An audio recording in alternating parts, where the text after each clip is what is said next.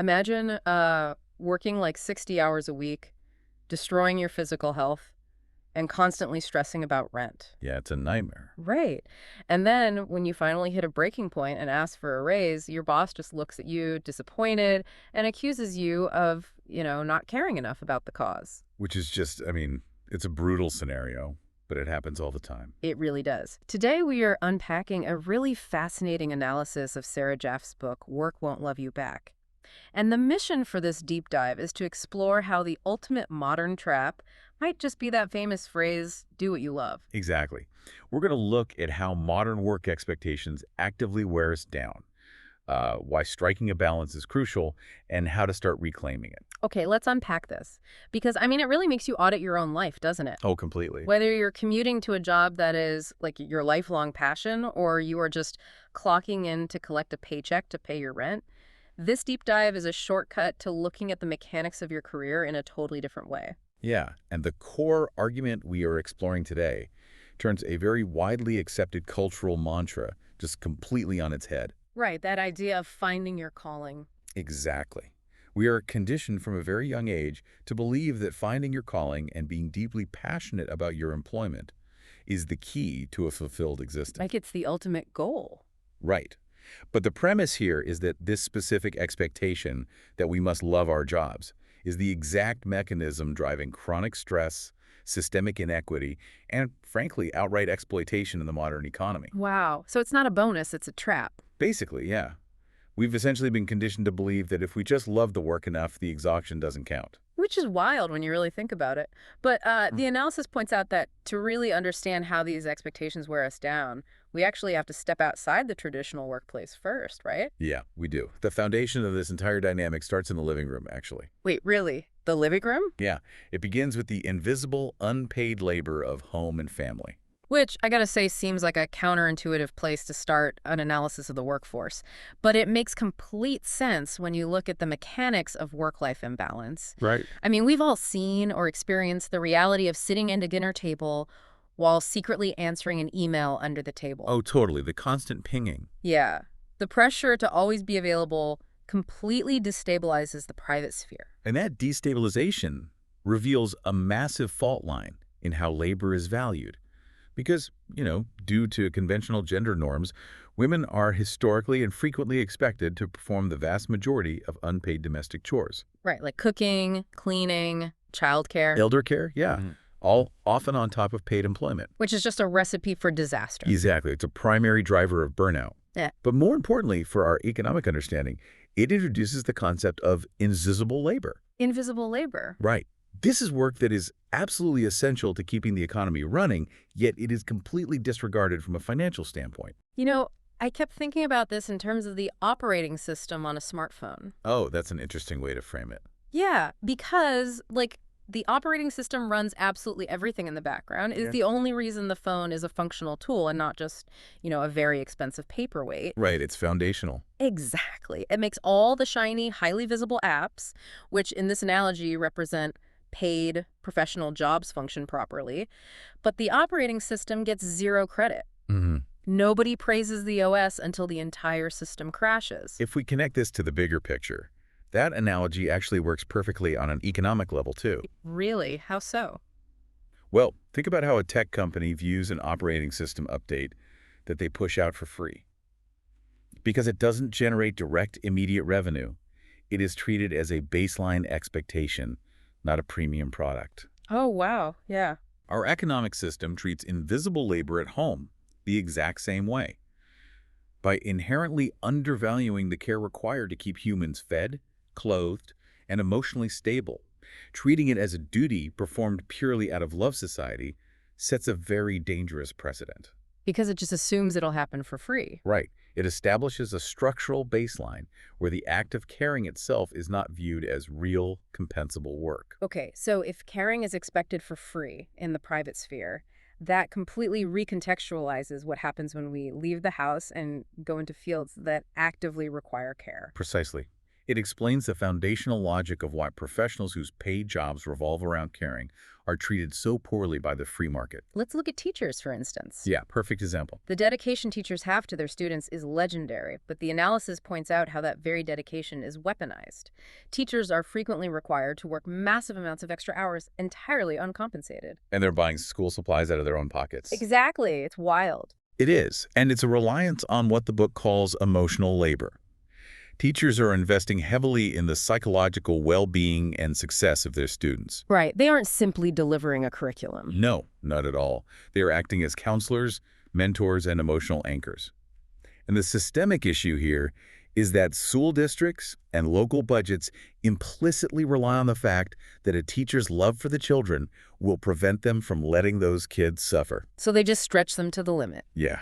The system stretches a teacher's personal finances and their working hours to the breaking point because it knows their empathy won't allow them to just walk away at 3:00 p.m.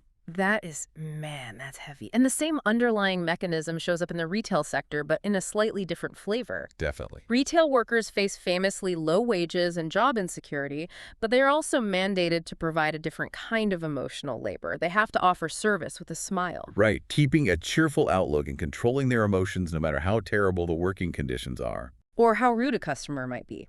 But let me play devil's advocate for a second here, though. Okay, go for it. Is asking a retail worker for a smile really labor? Or isn't that just basic human decency? Like, aren't we just asking people to be polite in public? It's a really common pushback, but there's a massive distinction between natural human politeness and mandated emotional labor. Okay, what's the difference? Well, politeness is a voluntary social lubricant. Emotional labor, in this context, is the commercialization of human feeling. The labor part comes from the requirement to suppress your genuine emotional state. Oh, I see. Like if you're feeling exhausted or stressed about paying rent. Or demeaned by a hostile customer. You have to artificially project joy because your literal survival and your paycheck depend on it. Doing that for 8 straight hours creates severe cognitive dissonance. Because your outside doesn't match your inside. Right. It is mentally exhausting to constantly manage your emotions to soothe someone else. The service industry realized decades ago that monetizing an employee's emotional state drives customer loyalty. So they aren't just buying the physical task of scanning groceries. Exactly. They are renting the worker's emotional state, but paying only for the physical task. Renting your emotional state. Wow, that reframes the entire concept of customer service for me. And this dynamic doesn't stop at jobs we typically associate with caregiving or retail, does it? No, it actually intensifies in fields where the work itself is perceived as a higher calling. Here's where it gets really interesting. The nonprofit and art sectors are prime examples of this. Yeah, this is where the cultural narrative of doing what you love becomes overtly, structurally manipulative. The analysis highlights how nonprofit workers face enthusiasm exploitation. Because these individuals are working for a noble cause, saving the environment, helping the unhoused, fighting for human rights, they are fully expected to accept lesser pay and work significantly longer hours. Right. Their passion isn't just a nice bonus. Exactly. It is literally factored into the business model of the organization. And it creates an impossible moral trap. If a worker in a nonprofit asks for a living wage or refuses to work a 60-hour week without overtime, the pushback from management isn't just about the budget. What is it about? The worker is accused of not caring enough about the cause.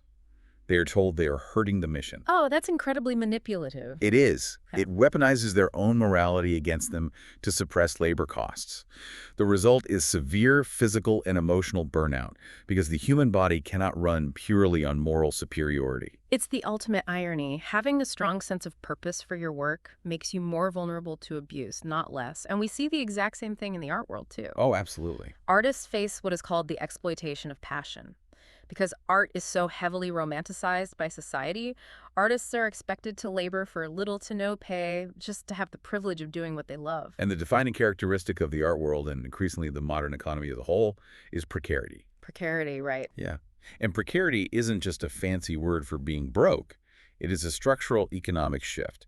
It means a life defined by unpredictable income, gig work, zero long-term contracts, and a complete lack of safety nets like healthcare or pensions. Because the institution, the galleries, the publishers, the streaming platforms shifts all the financial risk onto the individual artist. Exactly.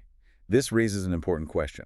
How do we, as a society, genuinely value the arts if the entire industry model relies on the financial instability of its creators? We happily consume the art, but we expect the creator's passion to act as a substitute for a living wage. It's a huge disconnect. Yeah. And if you're listening to this and thinking, well, I'm not a painter and I don't work for a charity, so I'm immune to this, we have to talk about the aspirational trap. We do. This passion tax is woven into the entry points of almost all professional careers today, and it reaches the highest levels of academia and the tech industry. The aspirational trap is brilliant in its design, honestly. Let's look at the entry-level mechanism, internships. Right, the classic unpaid intern. The expectation that young professionals should toil away for little to no compensation is framed as paying your dues. It is ambition exploitation. You are paid entirely in, quote-unquote, experience and exposure. Exactly. But experience doesn't pay rent. No, it doesn't. The crucial takeaway here is how this practice drives massive systemic inequality. Unpaid or drastically underpaid internships act as a socioeconomic gatekeeping mechanism. Because who can actually afford to labor for free for a year in an expensive city like New York or London?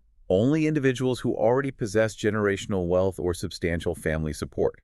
Which means that highly influential fields like journalism, politics, and publishing are structurally designed to filter out working-class voices from the very beginning. It's a rigged game.